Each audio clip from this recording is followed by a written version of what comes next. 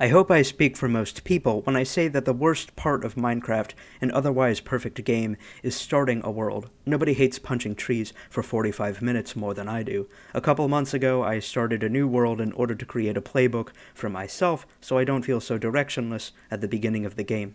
I understand that I'm no expert because Mojang released Minecraft 6,000 years ago, but I've been playing since 2014, and I've built everything from colonnades and slightly furnished mines to impractical towers of nether bricks and redstone trains. I've done it all, and I'm about to do it again, but I'm going to document it this time and keep you company while you eat Chinese takeout. Let's begin.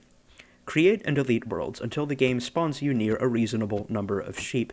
After spawning in the world, punch 3 sheep until they die. I know nobody wants to do that. Please don't crucify me because you're not going to achieve much without a bed that magically skips the night, keeping monsters away. If you have 2 sheep on your farm, then in 15 minutes you'll have more sheep than to whom you'd ever want to listen, and you won't kill those because you'll use them for wool. So kill the sheep and you won't have to do it again.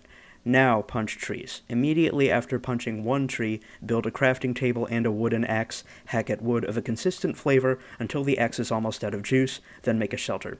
You want it to be simple, but if it's too ugly, you might start thinking about creating a castle you won't be able to build until after several hours of play.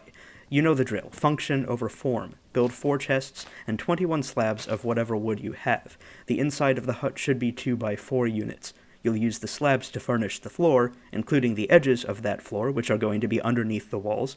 And I say 21 slabs because you're going to leave one little cavity so that you can place both the crafting table and the bed in the ground. The inside of the hut's going to be 2 units high. Put the door on the longer side of the hut, and have that door be 2 units from the leftmost wall. Build a ziggurat-style roof whose slope begins immediately above the door. You'll need about 48 blocks of wood to make enough stairs for that, but stairs are all you'll need to build the roof and ceiling. Here's the layout of the inside. Put large chests against the shorter walls. Your crafting table will be directly opposite the door. Place the bed next to the crafting table and make sure the bed's parallel to the shorter walls. Upon completion of this layout, the only units of bare floor should be under the door and in front of the door. Embellish it with a sign or torches. This piece of trash is good for 30 hours, or your time back. Just kidding, that's impossible. Once you have, say, 5 wooden pickaxes, and you find a flat area near your hut to start your mine, begin a 2 blocks wide descent to a height of 11, leaving at least 5 blocks of space between the ground and the ceiling of the tunnel. It's this tall because we want to leave enough room for stairs once we have more cobblestone. You don't have to dig down to 11, obviously, but that's where a lot of different ores, including diamonds, are pretty well distributed, with the inherent rarity of the ore being the only factor informing how much of each ore you obtain, and a good way to get diamonds is a great way to get any other ore. If you pass coal or iron on your way down, pick that up because if you're following along, then you don't have any torches, but be careful to maintain the shape of the staircase.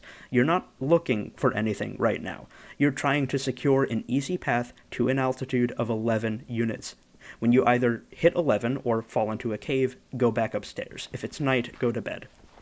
Now that we have some stone and a little bit of ore, we're going to make torches a priority. Since fat mountains of stone usually expose coal to the open air, scale one of those mountains, and you shouldn't be disappointed by the copious quantities of coal you find. Coal deposits are always massive in this game. Your inventory is probably a little heavy at this point, so return to your hut and begin replacing parts of the wall with furnaces, as you do with a normal house. Next, we furnish the mouth of the mine by giving it a rim of cobblestone and embellishing it with a sign. We place our first torch 16 units into the mine, and every subsequent torch should be 6 units apart.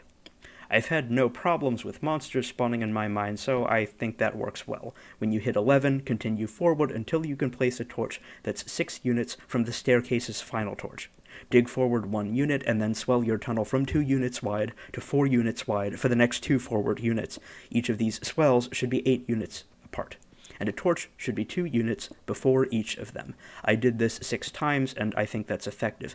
Ultimately, you want your mine to grow out rather than forward, because there's no point in moving so far away from your base to find ore, unless the ground beneath your hut is genuinely exhausted.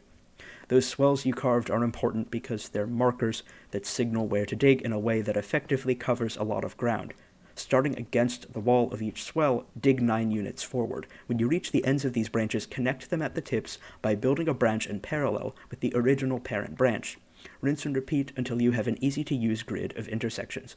When you're comfortable with your resources, make a wheat farm for your bread, and have a fancy embellished farm be part of the castle or town you'll build later.